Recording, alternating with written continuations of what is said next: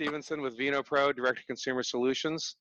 And I'm joined by Donnie Varner, my General Manager, and Kyle Lees, my Vice President of Sales, and Sonia Grabsky, the General Manager of Trinitas Wine Cellars. And we're going to be talking about how you actually sell wine over the telephone. We've been doing this for a long, long time, and I think we've got some pretty good techniques here for folks to do this themselves. So we hope to give you some tips and some tricks. All right, I'm going to go ahead and start the presentation. We did this in conjunction with Ving Direct. I talked to Tammy Boatwright about a week ago, and I said this is something we should absolutely do. And so I want to thank them for putting this together. I know there's many days of this information, and there should be some really good info.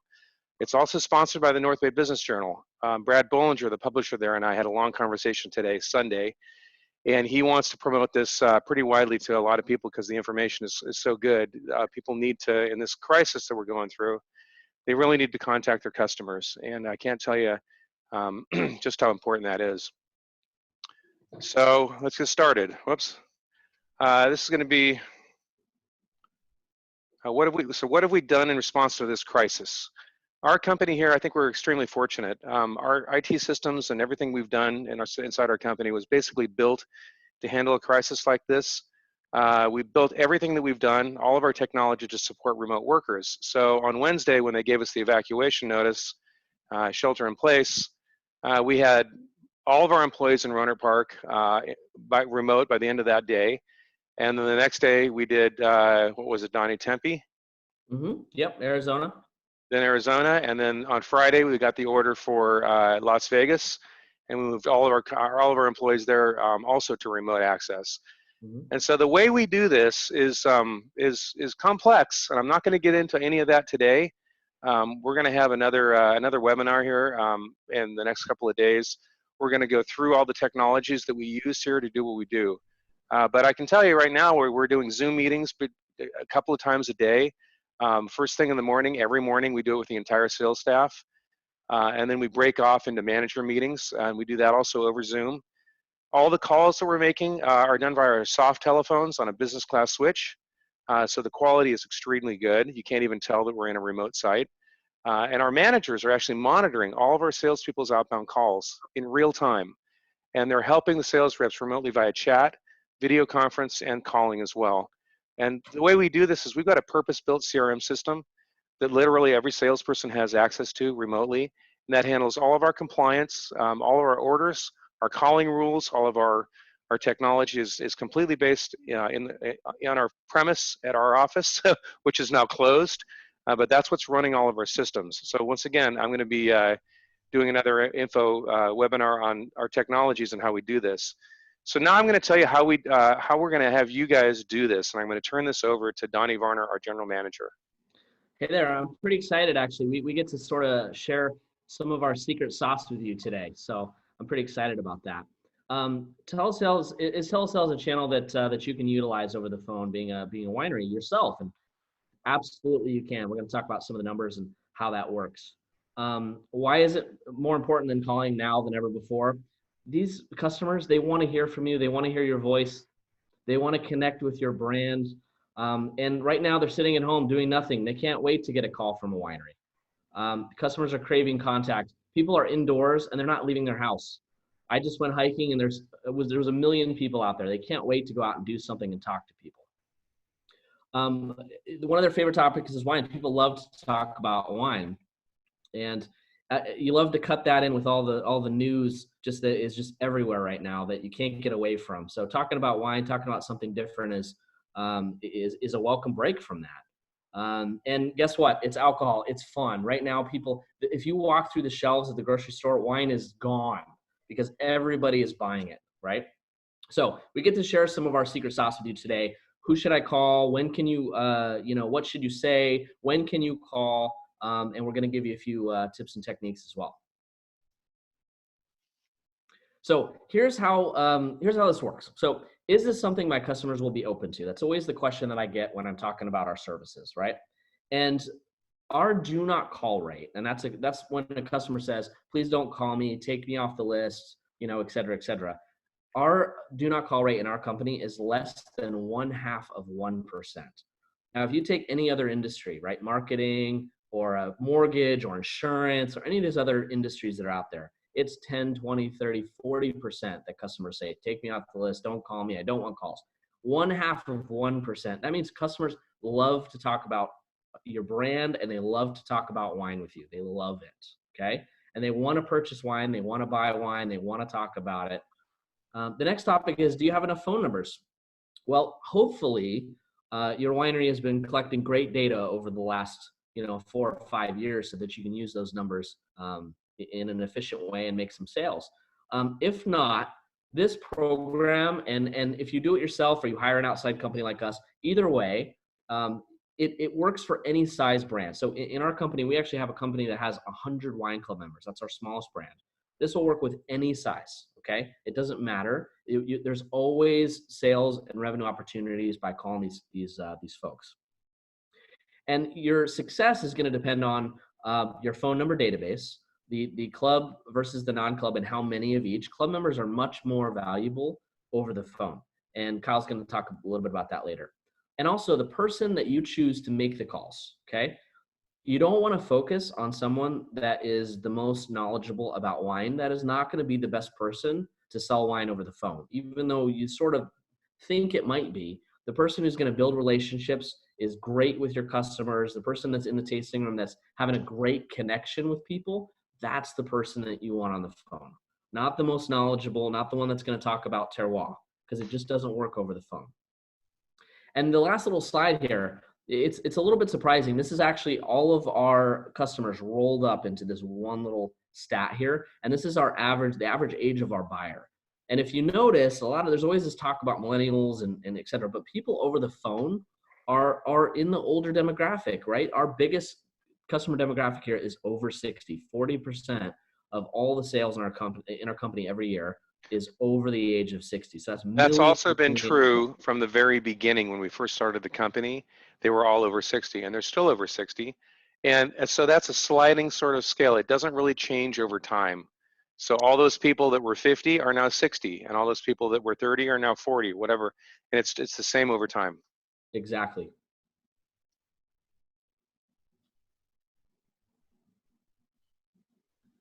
So what can you do on the call? What is the purpose of the call? Well, you're able to sell wine. You're able to sell wine club memberships. You're able to increase retention. So there was a winery that actually tested us.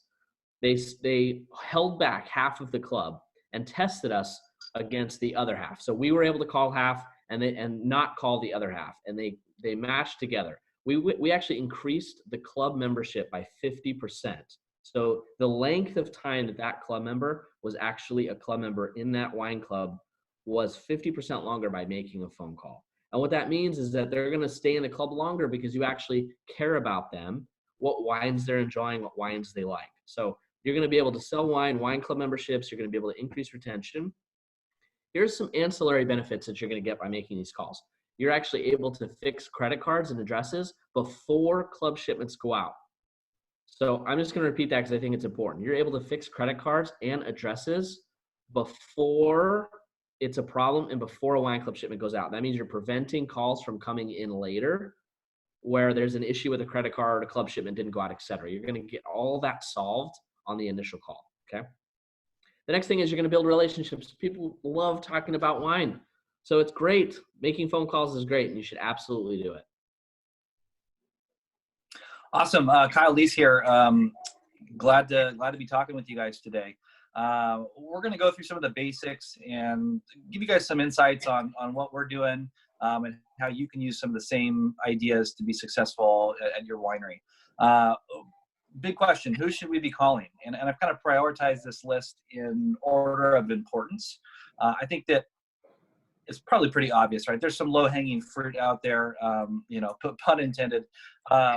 Wine club members are probably your biggest fans. These guys, they're in your wine club. They receive your shipments. They have favorite wines. They've got a special memory about their time at your winery. They're your biggest fans. Those are probably the people that you want to prioritize first in who you decide to call.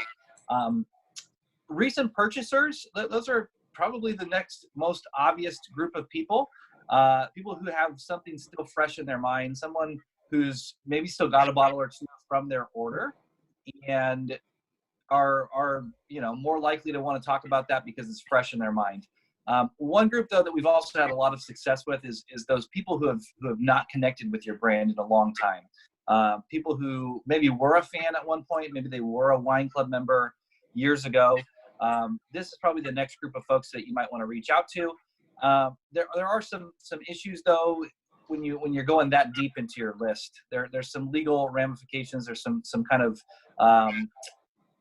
rules and laws out there that prohibit you from doing this in a legal way. So you want to make sure that you're up to par on that. And we can dive into that stuff at a later time. But essentially what it boils down to is whether or not they've got a relationship with you in the recent past. So if your customer's made a purchase within the last 18 months, you're pretty safe to give them a call. So that's why I kind of prioritize those kind of groups of customers, those subsets of customers in that order, starting with kind of wine club members, then moving on to maybe recent purchasers. And then if you've kind of got through all of those folks and still have time to make phone calls, some fans used to be big time buyers or people that loved your brand.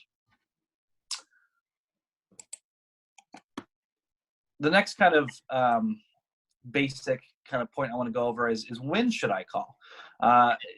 You can call your customers really at any time. It's better to call than to not call. That's the most important thing. If you're not doing it at all, that's not good. When should be now.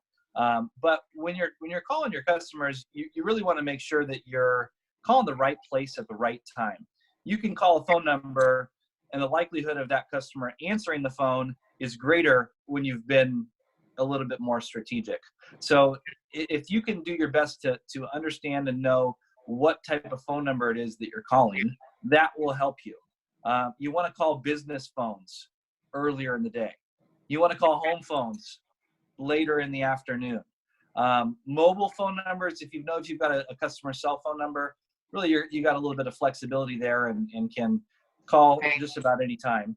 But you want to also pay attention to where you're calling, right? If you're calling somebody on the East Coast, we've got some time difference there. Later on the East Coast, 5, 6, 7 p.m. Their time is 2, 3, 4 o'clock our time on the West Coast. So most of our sales, when we're doing this, we've got hundreds and thousands of orders, probably millions of phone calls, tens of millions of phone calls over the last 10 years. And the majority of our sales happen between 3 and 6 p.m. Pacific time. This is when people are home.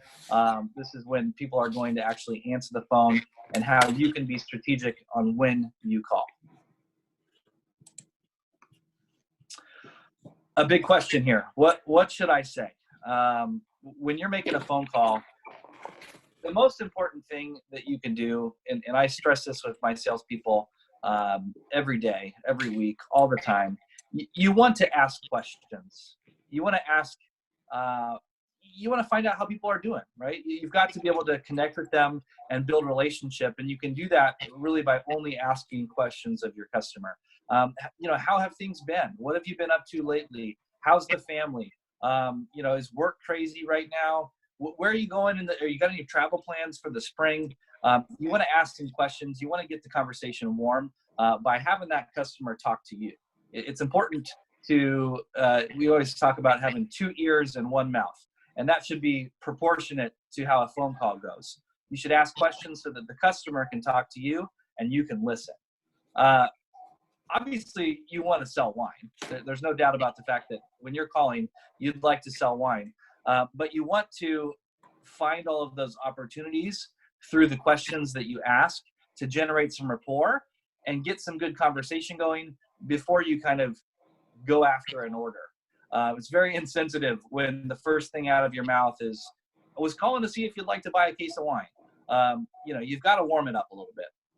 So another thing that I'm constantly working with salespeople about is how to build the excitement, how to build value for your products, and at the same time have that sense of urgency. Sense of urgency is huge when you're wanting to get somebody to purchase something today on this phone call.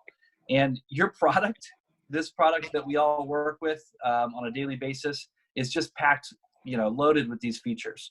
Those very small, limited production wines that you only made, a couple hundred cases of.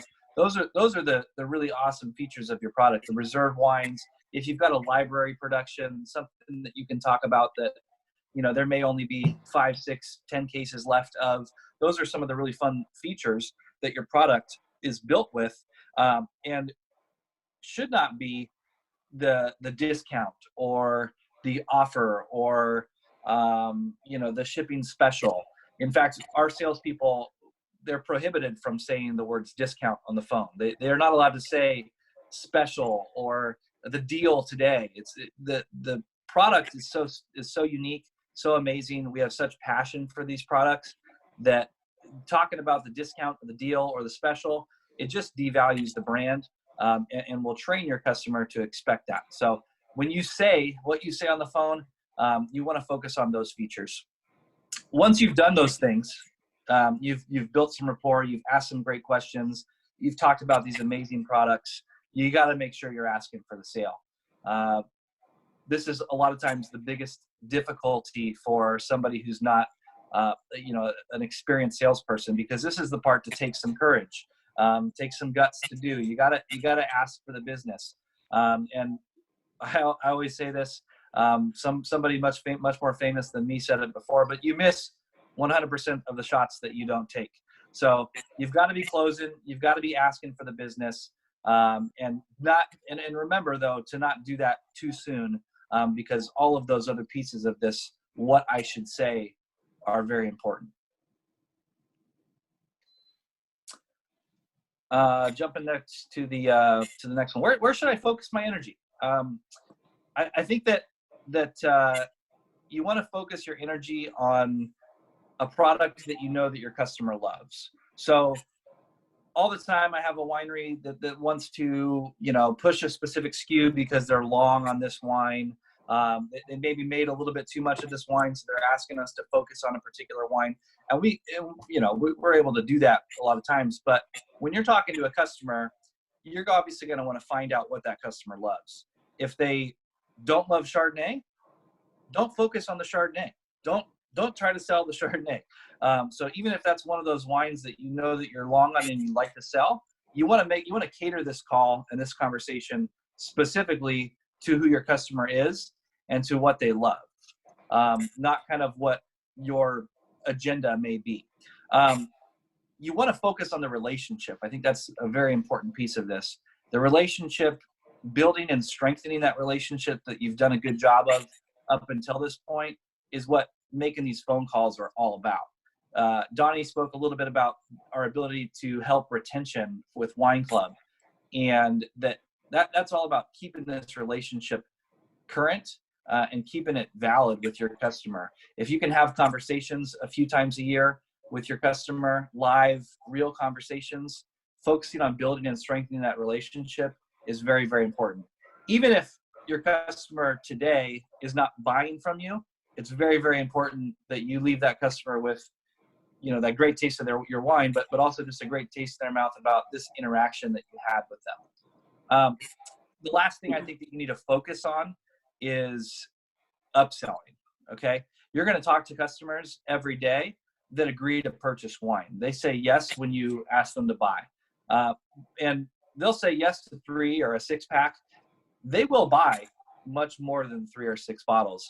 And so upselling is something that you've got to get really good at if you want to be very successful and have the results and the revenue that you want to bring in when you're calling your customers. So just getting that first yes is a big win when you're talking to customers, but focusing on upselling and asking that customer to buy more is where you're going to see the majority of these sales turn into good orders that you like the look of. We're not calling customers that often. 3 to 4 times a year maybe is what we think is appropriate.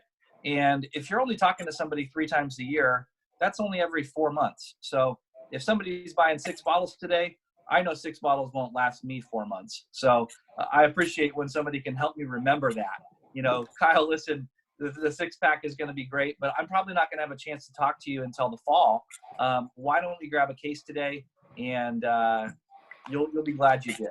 So that's I think some of the most important things to focus on when you're making the calls. Sonia's here with us from Trinitas as well, and so she had some kind of interesting perspectives, and we wanted to get her on the call as well today. Sonia, I'll send it over to you. Hi, I am so thankful for being here. Thank you very much. I've been working with VINOPRO for 15 years now. So I've worked with them at Gelato, Constellation, and then pretty much any brand I've worked with since. I recently joined Trinitas, and so we are in the process of moving over, but have not fully moved over. And so I think when you're thinking about doing it yourself, what are the challenges? Number one is legal. Number two is finding that right person that can do this. I think it's very important to find the person that likes sales and enjoys sales very much, like Kyle was just saying. And so the challenges here is who does it? And you really have to look around your team right now because of the current circumstance we're in, with obviously the coronavirus and a lot of things changing, is I'm trying to shuffle my team around to keep people, on payroll going. And so I might be working with a salesperson that normally goes into the wholesale market to pick up the phone and start dialing and having conversations, or my VIP guy to start having conversations with people that he doesn't normally have. I'm really working on segmenting the list right now, so that's really important for me to segment the list. I'm basically pulling from different databases that I have, my best customers, my potential best customers, ones that we're at risk at losing, people that we haven't engaged in a long time. I'm farming these lists out to multiple people right now. I think that's really important, especially right now with what's happening. You need to build a script and have something to talk about. Now, our script usually would be a little different, but right now, personally, our script is we're calling in and we're just saying, hi, how are you? Are you doing okay? What's going on in your world? And are you okay? We close our tasting rooms, we're fine, we're taking care of our team. What can we do for you later on? And then softly asking for the sale. But what we're finding right now is we're actually getting case orders versus six packs because people are sheltering at home. And a lot of people are saying, hey, we're surprised how much wine we go through when we're staying home all day.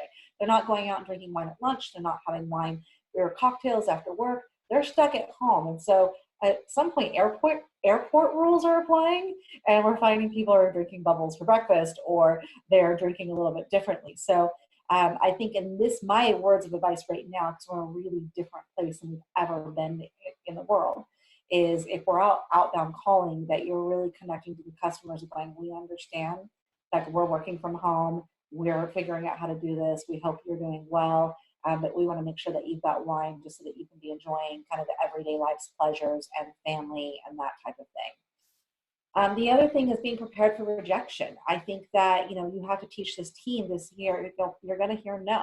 You're going to hear, I lost my job, don't want to hear from you. Or I lost my job and I want to quit my club membership. And one of my girls had that happen today.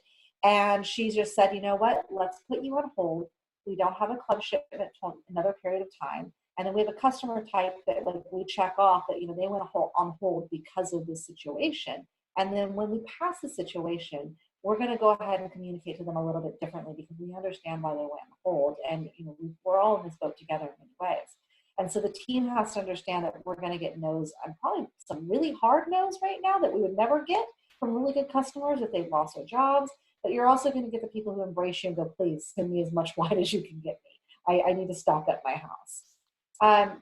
The other thing is tracking internally how calls are being made. So with my team, I'm sending spreadsheets out with each group, and there's was call made, and notes on that, just so that I personally, as a manager, because I don't have the great technology that they have at VINOPRO to be able to, the managers to track what's going on, drop into the calls, understand what's happening. So I'm at least being able to see at the end of the day how many calls and kind of what that conversion rate is for us. And then, ultimately, I'm in the middle of getting ready to process a launch with VINOPRO. And so there's a really easy checklist that they do.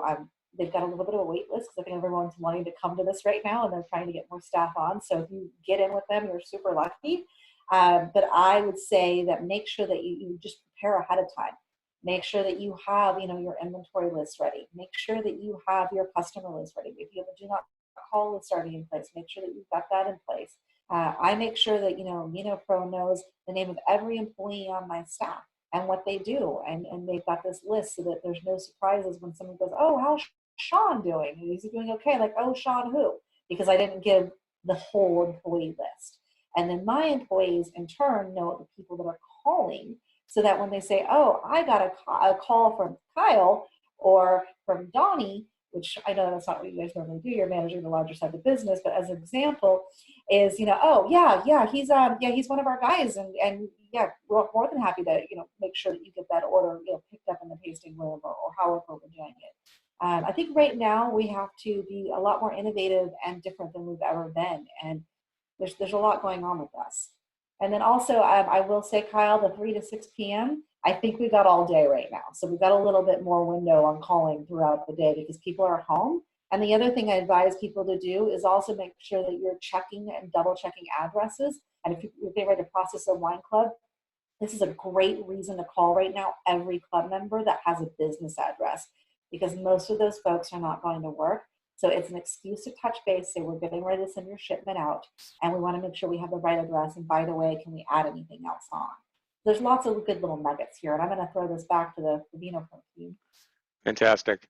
All right. One of the last things I wanted to touch on is what if my winery is not set up to do this? We don't have the people. We may have laid people off already. We're staffing up to handle more volume because we know this is such a huge opportunity for everybody here. We've got agents in Las Vegas, Nevada, Tempe, Arizona, Rohnert Park. We're hiring people in every location right now. We're going to be doing some more webinars on the technology and the processes that we do and how we work. That's the website. You can get some more information, or you can give us a shout if you want to. But here's what I do want to do. I want to stop sharing this screen right now, go back to our panelists here, and I want to actually explore a couple of questions as we were going through this, and we've been preparing all weekend to give this presentation. So Kyle, or Donnie, actually Donnie, the coronavirus conversation. I'm stuck at home, the coronavirus, how do you handle talking to somebody when all they want to talk about is the coronavirus? What do you do? Yeah, I think it's impossible to ignore. I mean, you have to bring it up, talk about it at least, because people are going to bring it up if you don't. And I think if you make it brief, hey, I know this isn't as crazy. It's a crazy time right now. I hope everything is okay with your family, but you don't want to spend a crazy amount of time on it either. So I think, a few minutes, couple minutes, and then you want to start asking questions, just like Kyle was saying. So, hey, it's crazy. I know everything is closed. Isn't it insane? But hey, what is your favorite wine? Do you like the Cabernet from us or the Merlot better? What are you enjoying when you're at home? And I think you want to not ignore it, but you don't want to be stuck on it for 10 or 15 or 20 minutes either, because they will just keep talking to you. Because guess what? They haven't had anybody to talk to. So they're going to try to talk to you about it. And I think you need to just sort of say, I know it's insane, right? It's crazy. And then just move on with some kind of question. Perfect. One of the questions we often get is, well, why would I want to contact my customers? They might want to cancel their clubs. We do get that concern quite often.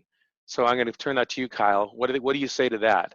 If a winery thinks that if they call their customers, they're just going to cancel their clubs, what's your response to that? What's our experience in that? Well, I think, every single one of our salespeople, and I started off on the telephone selling wine. I want to argue with somebody a little bit when they want to cancel their wine club, because our wine club is amazing, right? You get all kinds of great benefits. So you're immediately wanting to jump right into that, those retention arguments that you have. Sonia brought up a great tool. I mean, a lot of people, just because of the circumstance, may need to put their club on hold. But we're always going to, and I'm sure that it's the case for all of you guys out there at your winery, you want to retain that customer as a club member. And I think that there's lots of different ways that you can do that. Figuring out what the issue is with the club is the biggest reason, right? If it's specifically, because of the current situation, I think the hold is probably the best avenue to go. But you're able to save many club memberships if you just figure out why the excitement is gone and how you can rebuild some excitement. Maybe your customer's been getting a mixed club shipment and they need to just change to reds only for a little while. Maybe they're stocked up on red wines because you've sold them a bunch of them, and they need to go to a sparkling or a white wine option for a couple of shipments. So there's lots of other avenues. Most wineries also have different formats for how their club ships. So, you know, if it's convenience or whatever it might be, maybe you move them to a shipment that's only twice a year instead of 4 times a year. Or you move them from the, you know, case club down to the 3-bottle club for a short period of time. There's lots of different solutions for that. Great, perfect. Another hot topic for all of us is margin. Everybody's, you know, worried about margin, and I think the first place that people want to jump is massive discounting, discount to try and sell more wine. Not a good idea, and we touched on that quite a bit.